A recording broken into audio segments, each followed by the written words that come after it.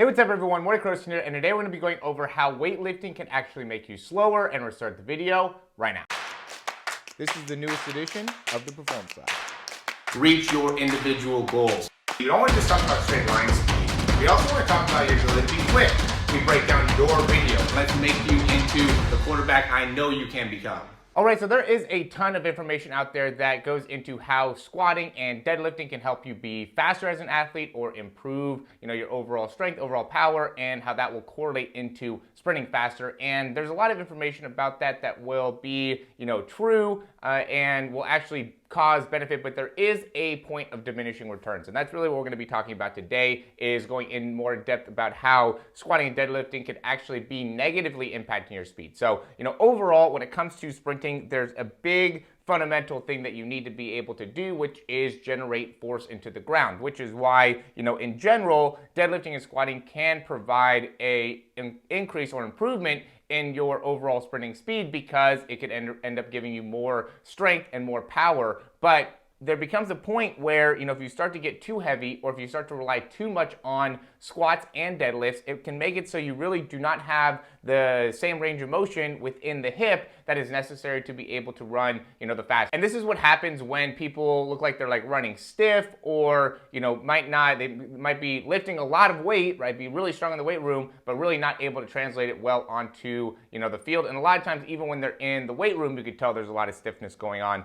within their, squat or their deadlift, just their motions in general. And so what happens here, just to give you a little bit more understanding, is, when we think of the squat, and these are just running examples here, but when you think of the squat, there's a little bit more of a horizontal or a side-to-side movement. There's a little bit more abduction and adduction, right? You're moving this way and this way. But with like the deadlift and primarily with the squat, you're really just moving, this way. Okay, and a lot of what we talk about in the videos talks about how there is that transverse plane. There is that ability that the body has to be able to rotate, right? We have to have that action.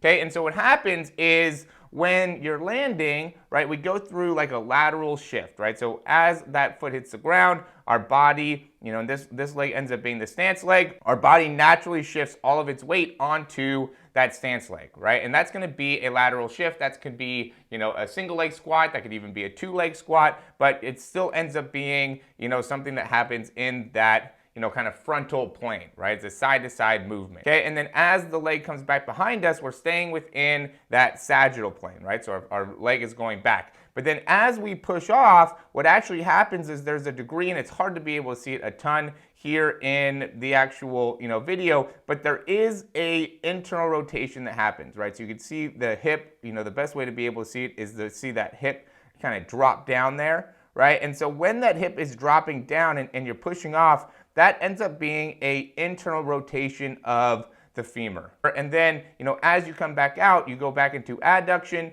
and you get back into like a normal position within, that hip and within the femur. But that internal rotation really is a great opportunity for you to be able to maximize glute activation, right? You've got to utilize internal rotation to help you in glute activation overall, and also is a good way to be able to access, overall abduction. So that's where that action is, where the hip is lowering, right? So the hip's here, and when you're lowering, you go through adduction and also an internal rotation, which is going to, really create the opportunity to access some of those muscles again within, really it's the glute. Right? There's a wide variety of different muscles there, glute max, glute med, glute min, and they all are responsible for internal rotation there. And so you got to be able to have that movement. Now, when you end up squatting a ton of weight, right, or only focusing on the sagittal plane, which is moving forward and back, and the frontal plane moving side to side, there's a time where you won't be able to access that internal rotation and external rotation as well, but really internal rotation applies more to sprinting. And when you lose that ability to get great internal rotation during that push off or toe off phase,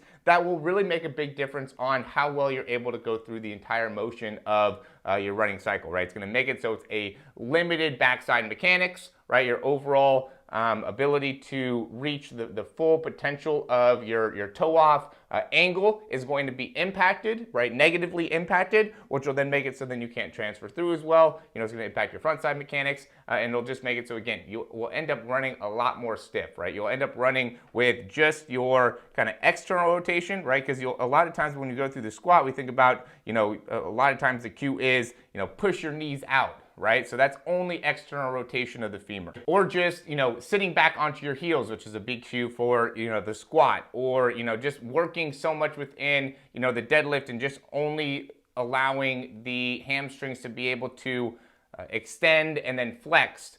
Those are all things that, are good to a degree, right? They help you develop strength, they help you develop power, but there becomes a time where if you only rely on those things and you don't implement that internal rotation specifically into your, sprinting mechanics, it's going to really have a negative impact on, your ability to reach top speed. So that's where the whole idea of this video comes from is, how would weightlifting have a negative impact? It would be a lack of internal rotation, and really a great idea that came from this video is just the knowledge that as you're pushing off there is going to be internal rotation at that femur, right? Internal rotation is going to be that inward movement. Again, it's hard to be able to see it great because, it's not something that is super visual from the outside, right? It's not like something, you can't really see the bones a ton, right? But you can see that there's an internal rotation action or an inward action there, and then preceded by an external rotation or outward action. And again, so when you see guys that are running and they look super stiff or their knees end up going really wide out to the side, it's because they're lacking that internal rotation ability when they are pushing off or when they're getting into their backside mechanics. And so that's just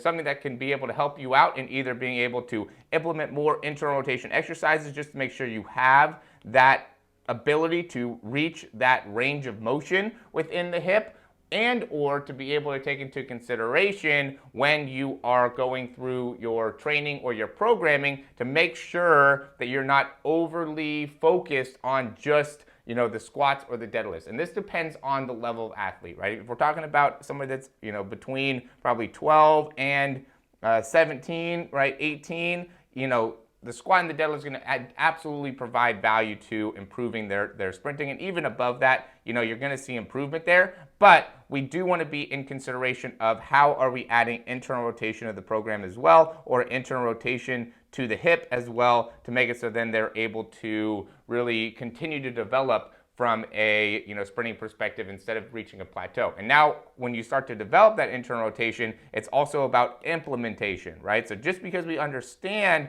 or we implement something that includes internal rotation doesn't mean that they are going to inherently put it into their sprinting mechanics. You have to teach them how to do internal rotation during that push-off phase, which is something that you can do with a variety of different movements like bounding, power skips, being able to even slow down, the walk, or, going to a jog action, give them to be able to better understand where the angle should be during the push-off. These are all going to be beneficial things to be able to help them understand how to create internal rotation at the hip when sprinting, and will help them continue to progress in terms of speed or help you. As always, guys, thanks for watching. If you like the information, click that thumbs up down below, subscribe to the channel. If you have any questions, comments, or recommendations, you can leave those down below. Check out some of the great things we got going on here.